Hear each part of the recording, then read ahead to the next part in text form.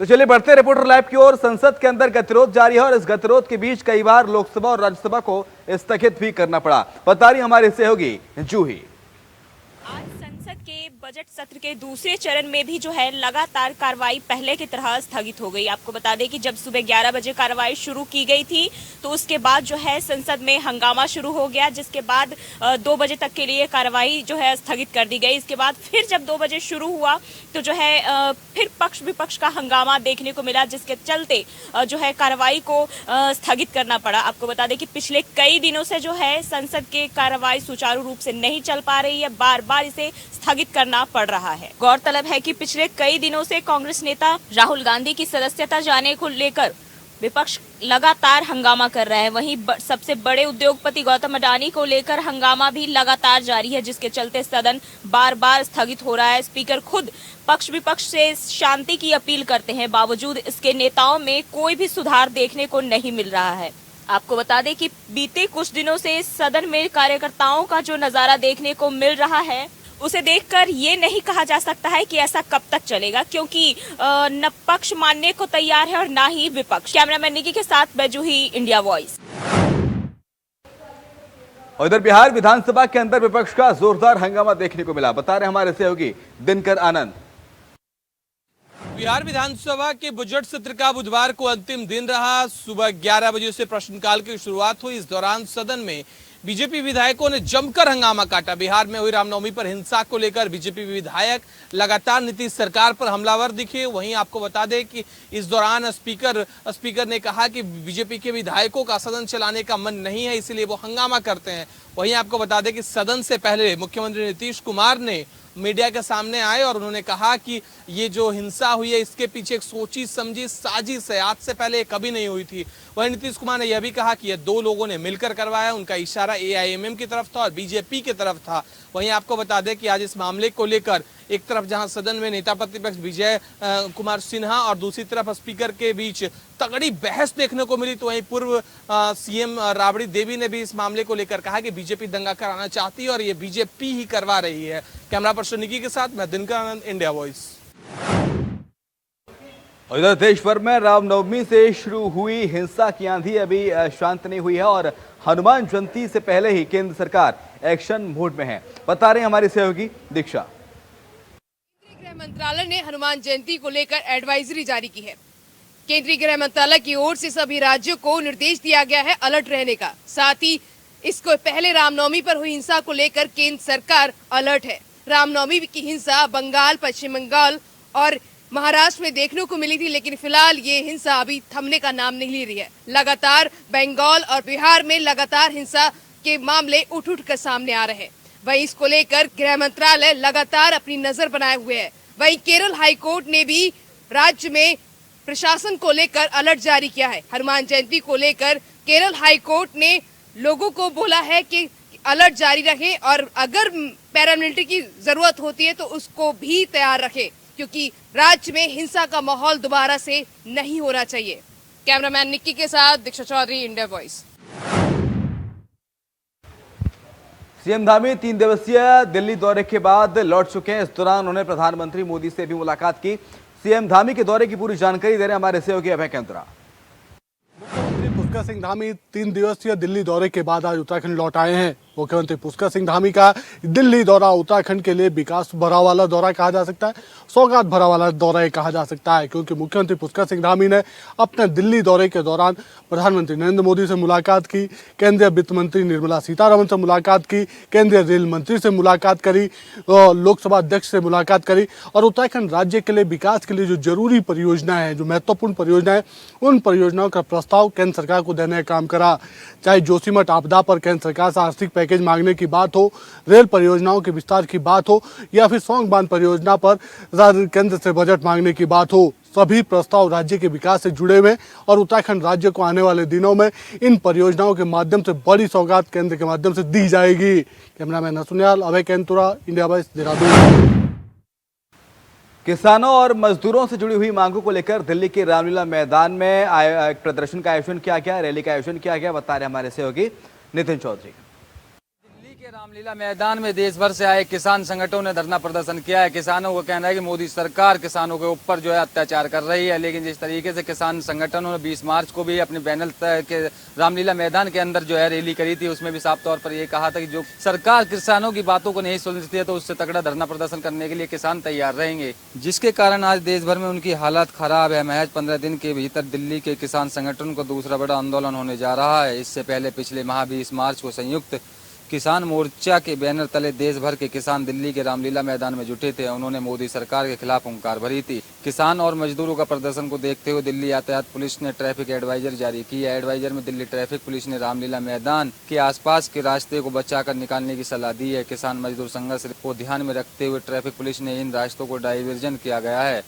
महाराजा Ranjit Singh Marg, metro road, Ajmer gate, Delhi gate, Kamla market में हमदर्द चौक मार्ग, पहाड़गंज चौक जाने से बचने की सलाह दी है। वही बता दें, किसानों का जो आंदोलन चल रहा है, किसानों का कहना है जब तक सरकार हमारी मांगों को नहीं मानती है, जब तक ये धरना प्रदर्शन ऐसे ही चलता रहेगा। क्योंकि 15 दिन पहले भी किसानों ने एक धरना प्रदर्शन किया था, उसमें 20 मार्च को जो है संयुक्त किसान ने अपने बैनर के नीचे ये धरना प्रदर्शन किया था। जहां पूरे देश का किसान पूरी तरीके से जो है बर्बाद हो रहा है, तो उसी को देखते हुए किसानों ने कहा है कि आखिरकार जब तक मोदी सरकार इस किसानों की समस्याओं को नहीं सुनेगी तो किसान धरना प्रदर्शन करते रहेंगे। लेकिन उसमें काफी मुद्दे किसानों ने गिनाए थे। एमएसपी पे गारंटी कानून की बात भी किसानों ने कही थी कि किसानों के लिए जो है इनको बहकाया जा रहा है। लेकिन उसके बाद उत्तर प्रदेश की बात की जाए तो उत्तर प्रदेश में कई हजार की संख्या में जो किसान यहाँ पर दिल्ली आज पहुंचे थे रामलीला मैदान में। कैमरामैन निक्की के साथ में नितिन चौधरी, इंडिया वॉइस। उधर देश में कोरोना ने एक बार फिर से डराना शुरू कर दिया है, बता रहे हमारे सहयोगी विशाल मिश्रा। देश में कोरोना के मामले एक बार फिर से बढ़ते हुए नजर आ रहे हैं।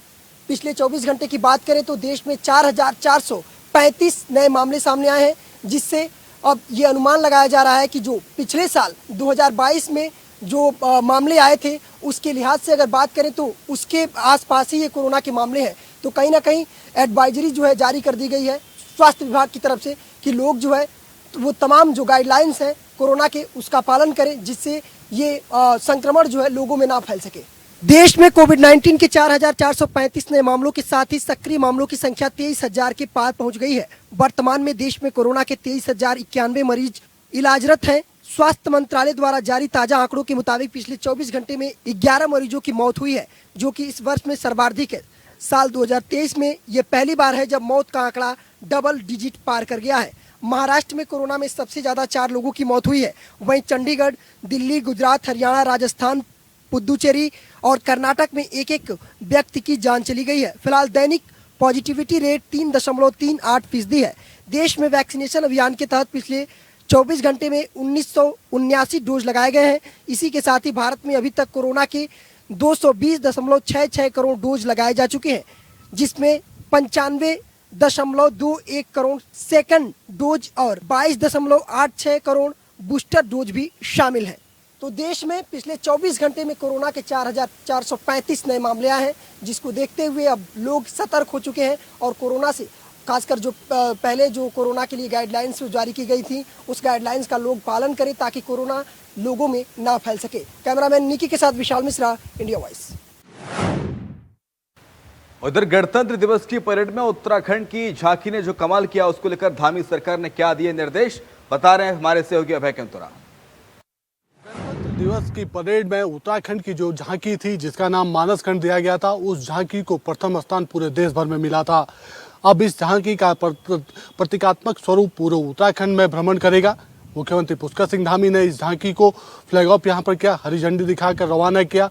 राज्य के 13 जनपदों में 125 शहरों में ये झांकी भ्रमण करेगी।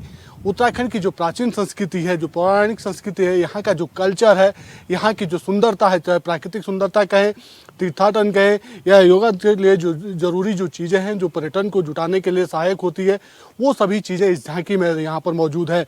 इस झांकी को बताने का काम किया जाएगा ताकि उत्तराखंड में आने वाले समय में पर्यटन और आगे बढ़ सके और उत्तराखंड राज्य पर्यटन के क्षेत्र में आगे विद्यमान हो सके, उत्तराखंड की नई पहचान विश्व के पटल पर बन सके। कैमरामैन हसना साथ अभय केंतुरा, इंडिया वॉइस, देहरादून। उधर सिद्धार्थ नगर के अंदर युवक को बिजली के खंभे से बांधकर पीटने का मामला सामने आया, बता रहे हमारे सहयोगी राकेश यादव। सिद्धार्थनगर जिले के मिसरौलिया थाना क्षेत्र का एक वायरल वीडियो हुआ, जो एक सप्ताह पहले का वायरल वीडियो बताया जा रहा है, जिसमें एक युवक को तालिबानी सजा दी जा रही है। बुरी नीयत से एक घर में घुसा था युवक, जिसको लेकर उसको पोल में बांधकर मारा पीटा जा रहा, तालिबानी सजा दी जा रही है। इस मामले की जानकारी जब एसएचओ से ली गई तो उनका कहना है कि एफआईआर हो चुका है दर्ज और उसके माध्यम से विवेचना की जा रही है।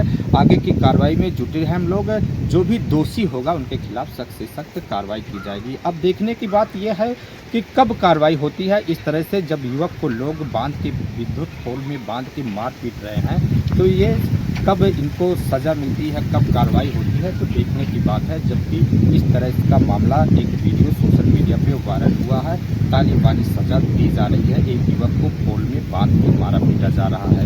एक सप्ताह पहले का ये वायरल वीडियो बताया जा रहा है मिसरौलिया थाना क्षेत्र का। सिद्धार्थनगर से राकेश यादव, इंडिया वॉइस। उधर पुरानी रंजिश के चलते उन्नाव में दबंगों ने युवक पर गोलियां चला दी, जिससे वो बुरी तरह घायल हो गया। बता रहे हमारे सहयोगी निखिलेश प्रताप सिंह। देर रात उस वक्त हड़कंप मच गया जब खेत से काम कर वापस घर जा रहे युवक पर दबंगों ने रास्ते में उस पर फायर झोंक दी। जी हां, आपको बता दें पूरा मामला उन्नाव के थाना गंगा घाट के लोचन खेड़ा का बताया जा रहा है, जहां पर पुरानी रंजिश में युवक पर फायर झोंकी गई। हालांकि युवक के छर्रे उसकी पीठ पर लगे और युवक गंभीर रूप से घायल हो गया और सूचना पर फौरन पुलिस पहुंची और युवक को अस्पताल में इलाज के लिए भर्ती कराया। जी हां, बिल्कुल आपको बता दें कि उन्नाव में पुरानी रंजिशों में गोली चली है, जिसमें खेत से काम कर जा रहे अपने घर को युवक पर रास्ते में पहले से ही गाड़ा लगाकर बैठे लोगों ने उस पर फायर झोंक दी। हालांकि युवक के छर्रे जो है उसकी पीठ पर लगे और युवक सिर्फ गंभीर रूप से घायल हो गया। वहीं पुलिस ने मामले में सक्रियता दिखाते हुए फौरन युवक को जिला अस्पताल में भर्ती कराया और मौके पर हालचाल जानने के लिए सीओ सिटी आशुतोष पहुंचे और उन्होंने युवक से पूरी तरह बातचीत की और मामले में आगे जांच के लिए आदेशित कर दिया है। अब तो देखने वाली बात होगी कि पुलिस इस मामले को किस तरह से जांच करती है और किस तरह से उस युवक को न्याय दिलाती है। उन्नाव से इंडिया वॉइस के लिए निखिलेश प्रताप सिंह। उधर मिर्जापुर में छोटी सी बात को लेकर वृद्ध महिलाओं के साथ मारपीट का मामला सामने आया। बता रहे हमारे सहयोगी। बीती रात घटना 7-8 बजे के आसपास में लोहंदी कला निवासी एक व्यक्ति अपने बोलेरो पिकअप लेकर घर की तरफ आ रहे थे, तो कुछ दबंगों द्वारा कहा सुनी हुआ और वो रात में इनके घर पे जाकर पूरे परिवार के साथ मारपीट की, जिसमें 2 व्यक्ति को गंभीर चोटें आई हुई है। पीड़ित द्वारा बताया गया है कि इन्होंने जानलेवा हमला किया। उनके माता जी जो बुजुर्ग माता है, बूढ़ी माता है, उनके ऊपर हमला किया, उनके बहन के ऊपर हमला किया गया है। उनकी जो माता जो उनका पैर फ्रैक्चर होगा, जिससे आज प्लास्टर बांधा गया हुआ है। और जो युवक हैं 2 लोग, उनको गंभीर रूप से चोट आई, जिसमें सर के पास में काफी चोट है। जो इमरजेंसी में जो 112 नंबर तत्काल पीआरबी को सूचना दी गई। पीआरबी सूचना पाते ही 112 नंबर घर पे आती है, जांच पड़ताल करती है और इन लोगों को समझा बुझाकर इनको रोकती है, पर कोई कार्रवाई न करते, सिर्फ लिख पढ़ के चली जाती है और बोलती है कि जाके थाने में तहरीर दीजिए। ये लोग पीड़ित इतने घबरा गए थे, इतने को गंभीर चोटें आई थी। ये सब तत्काल एम्बुलेंस के माध्यम से जो है कि मिर्जापुर के मंडली अस्पताल में आकर इमरजेंसी वार्ड में आकर बेहतर इलाज कराया। ये लोगों को इतना नहीं पता था कि हम जाकर एफआईआर दर्ज करा पाए।